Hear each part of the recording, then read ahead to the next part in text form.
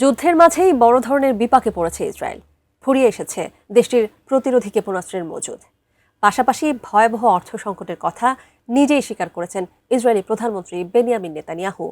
বিস্তারিত জানাচ্ছেন শিহাব ইসলাম।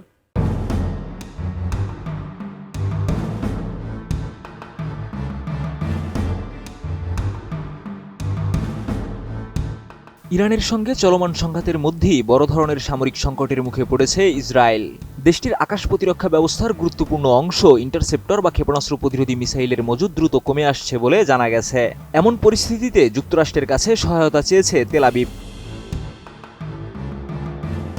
ওয়াশিংটন ভিত্তিক সংবাদ মাধ্যম সেমাফোরের এক প্রতিবেদনে বলা হয়েছে, ইসরায়েলের আকাশ প্রতিরক্ষা ব্যবস্থার মূল শক্তি হিসেবে ব্যবহৃত ইন্টারসেপ্টর মিসাইলের মজুদ বর্তমানে আশঙ্কাজনকভাবে কমে গেছে। মার্কিন কর্মকর্তাদের বরাতে প্রতিবেদনে জানানো হয়, ইসরায়েল ইতিমধ্যে আনুষ্ঠানিকভাবে যুক্তরাষ্ট্রকে জানিয়েছে যে তাদের দূরপাল্লার প্রতিরক্ষা ব্যবস্থা সচল রাখার মতো প্রয়োজনীয় গোলাবারুদ দ্রুত ফুরিয়ে আসছে। ইসরায়েলের প্রতিরক্ষা ব্যবস্থায় স্বল্প পাল্লার হামলা ঠেকাতে আয়রন ডোম কার্যকর হলেও দূরপাল্লার ব্যালিস্টিক ক্ষেপণাস্ত্র প্রতিরোধে তারা উচ্চমূল্যের ইন্টারসেপ্টরের উপর নির্ভরশীল। কিন্তু ইরান বর্তমানে ক্ষেপণাস্ত্রে ক্লাস্টার মিউনিশন বা গুচ্ছবোমা ব্যবহার করে হামলার পরিধি ও কার্যকারিতা বাড়ানোর চেষ্টা করছে। এতে প্রতিটি ছোট লক্ষ্যবস্তু ধ্বংস করতে একাধিক ইন্টারসেপ্টর ব্যবহার করতে হচ্ছে, ফলে দ্রুত শেষ হয়ে যাচ্ছে ইসরায়েলের মজুদ। আমি বুঝি নির্মাণের শিল্প, সালাম স্টিল বোঝে ডিউরেবিলিটি। সালাম স্টিল, মোস্ট ডিউরেবল স্টিল। মার্কিন কর্মকর্তারা জানিয়েছেন, ইসরায়েল যখন এই যুদ্ধে প্রবেশ করে তখন থেকেই তাদের হাতে ইন্টারসেপ্টরের পরিমাণ প্রয়োজনের তুলনায় কম ছিল। আর সাম্প্রতিক সময়ে ইরানের ধারাবাহিক ক্ষেপণাস্ত্র ও ড্রোন হামলার ঢেউ মোকাবেলা করতে গিয়ে সেই মজুদ এখন প্রায় শেষের দিকে পৌঁছে গেছে।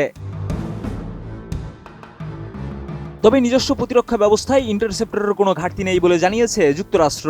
কিন্তু মিত্রদেশ ইসরায়েলের সংকটকে গুরুত্বের সঙ্গে বিবেচনা করছে তারা। এছাড়া চলমান যুদ্ধের মধ্যে অর্থনৈতিক সংকটেও পড়েছে দেশটি। নেতানিয়াহু এবং অর্থমন্ত্রী বেজালেল স্মোটরিচ মঙ্গলবার এই সংকটের কথা জানান। নেতানিয়াহু বলেন, যুদ্ধ করতে অনেক অর্থ লাগে, অনেক মানে অনেক। গত 28 ফেব্রুয়ারি ইরানে যুক্তরাষ্ট্র ইসরায়েলের যৌথ হামলার পর থেকেই মধ্যপ্রাচ্যে উত্তেজনা তীব্র আকার ধারণ করে। ওই হামলায় ইরানের তৎকালীন সর্বোচ্চ নেতা আয়াতুল্লাহ আলী খামেনি সহ প্রায় 1300 জন নিহত হন। এর জবাবে ইরান ইসরায়েল সহ উপসাগরীয় অঞ্চলে মার্কিন স্থাপনাগুলো লক্ষ্য করে ব্যাপক ড্রোন ও ক্ষেপণাস্ত্র হামলা চালাচ্ছে। চলমান এই সংঘাতে অবকাঠামোগত ক্ষয়ক্ষতির পাশাপাশি বিশ্ববাজারে জ্বালানি সরবরাহ ও আন্তর্জাতিক বিমান চলাচলেও বড় ধরনের প্রভাব পড়েছে।